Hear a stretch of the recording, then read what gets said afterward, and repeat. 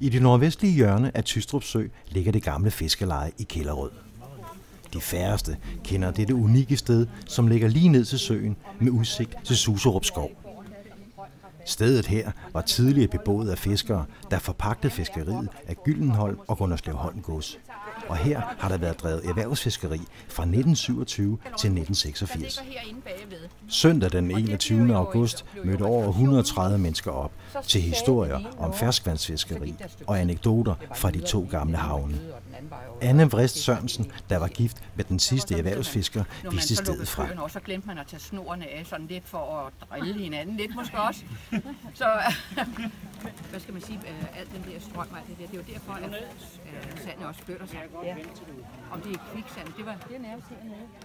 Det må være nede der er nemlig, der skal man ikke gå. Der er kilder, og det er totalt ubestemmeligt. Ja, okay. Men det er altså det område, hvor træerne står. Støtteforeningen for Tystrup-Bavelse Naturpark afholder senere på året svampetur, havørnetur og svalesafari.